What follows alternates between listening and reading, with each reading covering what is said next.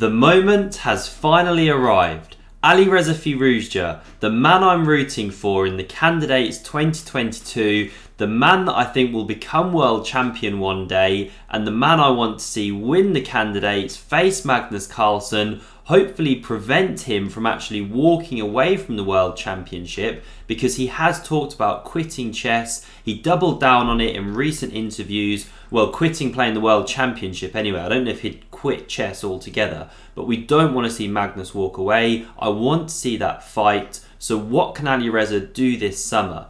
Well, this game's a great example of just how devastating he is. He's just 18 years old, born in Iran, now living in France and with French citizenship. What a talent he is. Now let's see what he did here with the white pieces. This was in the FIDE Grand Swiss. It was played against David Howell, and I'm showing this game because this is how he qualified for the Candidates. He actually won this tournament, played in Riga, Latvia. Let's take a look.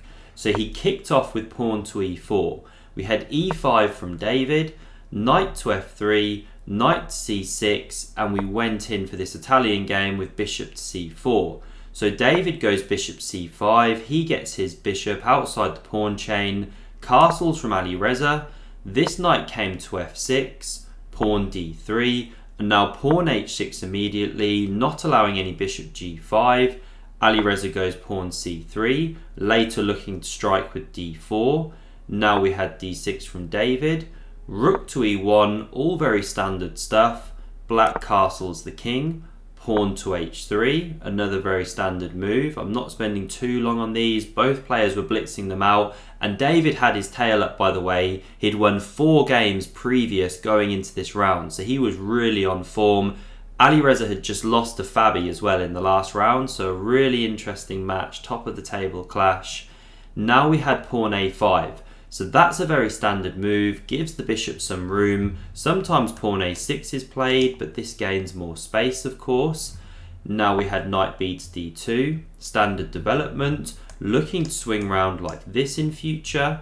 Bishop to e6 challenges that powerful piece, and now you can take here. The pawn would recapture, it lends some support to the centre, opens the f-file, but Alireza goes bishop to b5.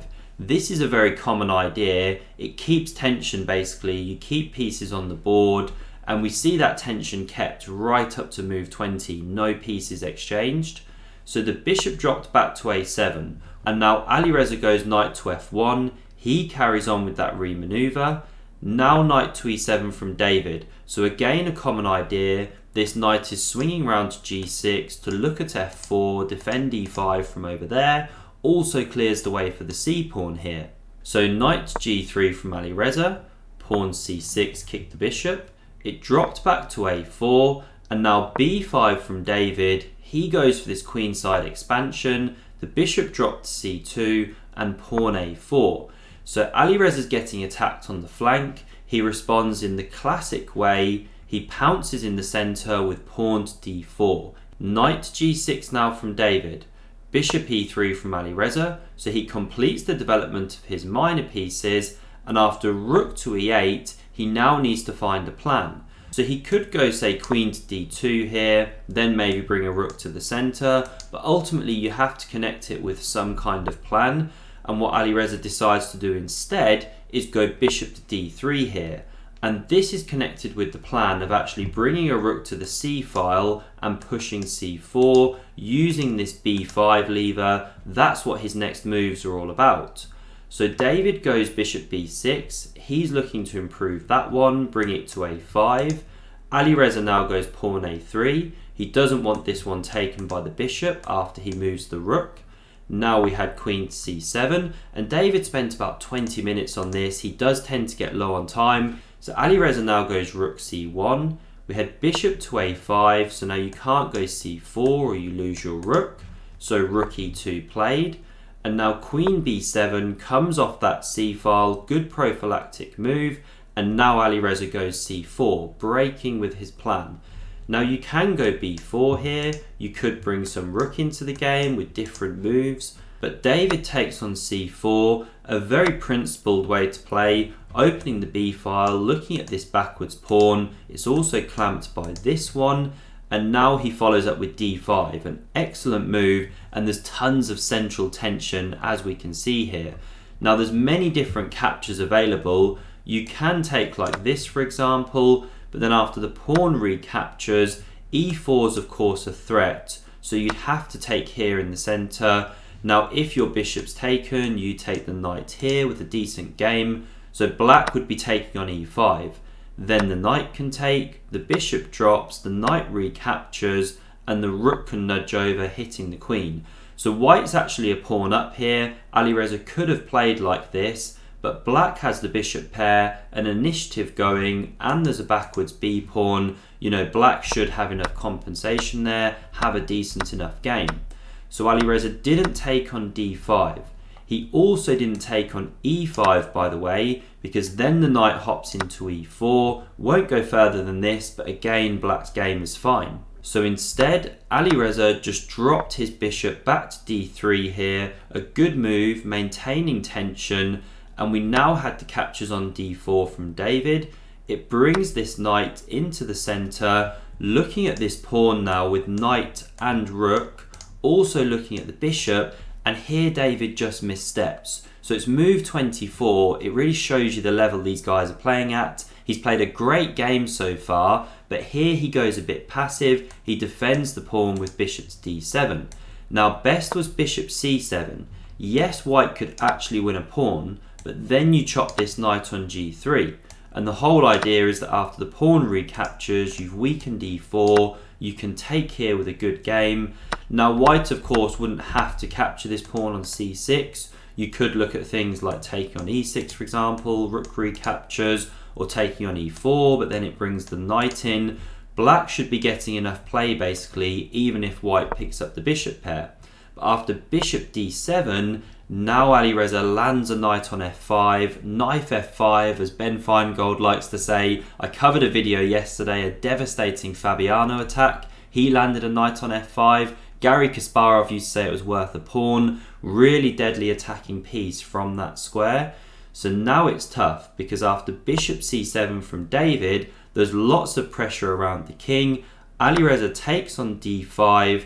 Now best here was really knight takes, looking to come into f4, generate counterplay, but no doubt David was worried about bishop d4, hitting this g7 pawn twice, but that would have been his best. He took with the pawn, but now this set up bishop to d4, and after David went bishop to e5, blocking the diagonal, can you see one of the tactical shots for white here to give a good game? And if you're enjoying this video, do hit that like button and consider subscribing to the channel to never miss one of my candidates games in June.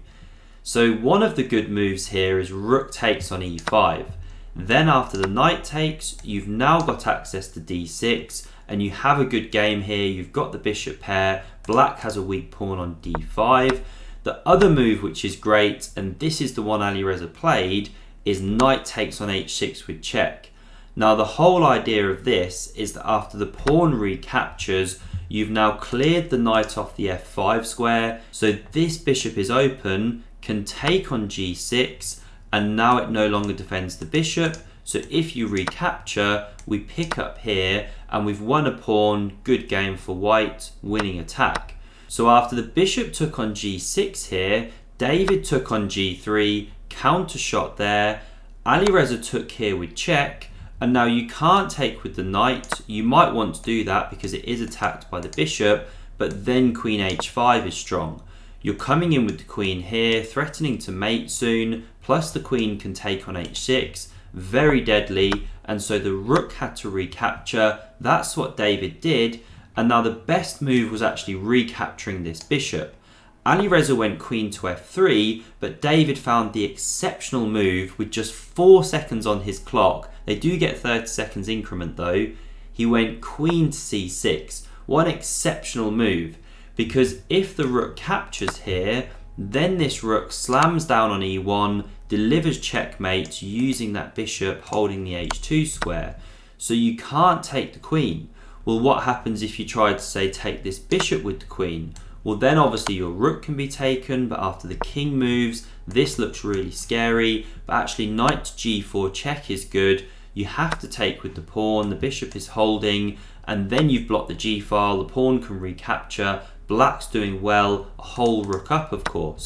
So just none of the tactics are working if you try and take with the rook or move the rook or take pieces. So Alireza found the one move in the position to actually keep the game going here. He went bishop to c2. Exceptional move because he brings that piece back from the attack and covers the attack on his own rook here.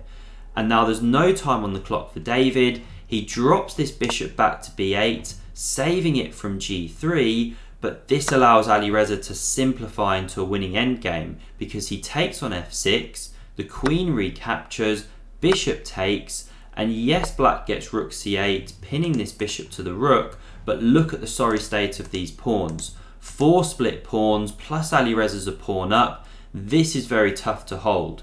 So bishop c3 played, blocks that c-file. The pawn came to d4, enticing white to take, then start going bishop f4, bishop f5 stuff. So Alireza just drops to d2. Great move because now the rook's protected. So the king came to g7, bishop d3, and now the rook's come off the board, the bishop recaptured, but this endgame is so tough because after pawn h5, Alireza just sets up this rock solid pawn structure on the king side after bishop c6, g3, and yes, David shuffles with the bishops here, but Alireza brings his king all the way over to the queen side, and we'll see the power of this. Once it lands on c2 here, he's now threatening to go b3, b4, generate a passer on the queen side. That would be really difficult to cope with. So David goes bishop e6, he leaves this diagonal, Alireza pounces, bishop b5 hits the pawn, but then bishop b3 check. This is the idea, defend the pawn, hit the king, so it comes up into d3, a beautiful blockading square, and after king to g6, white's still in tons of trouble because there's a lot of ideas of swinging this bishop around, winning this pawn on d4. So we had bishop to d7 from Alireza, he improves that light squared bishop, bishop to d1, this bishop came to d2, and now after pawn to f5, threatening f4, here Alireza plays bishop f4 himself. A great move because if that's captured, the pawn takes, and look at all the white pawns on dark squares, but there's a light squared bishop. And now you're just going to round this pawn up. You'll probably win this one soon too. It's just hopeless for black. So we didn't have the takes on f4. The bishop gave ground. Now bishop d6. I mean, look at these 2 towers here, beautiful in the center of the board. That's a bishop pair for you. Now bishop to f6 played, but bishop e8 check, king h6 holds this pawn here, bishop c5 hits the one in the center, and that's actually just dropping off. So f4 was played, we had a captures here, this bishop dropped back, king d2 hit this one, it came into b3, bishop e5, a captures on g3 occurred, and after recaptures, bishop a5 check, king c1 was actually the final move of the game. White's even winning another pawn after bishop f4 check and then takes on h5 with this one. Devastating from Alireza. If you enjoyed this video and want to see my entire Alireza versus Magnus playlist, click here. Thanks for watching, see you soon.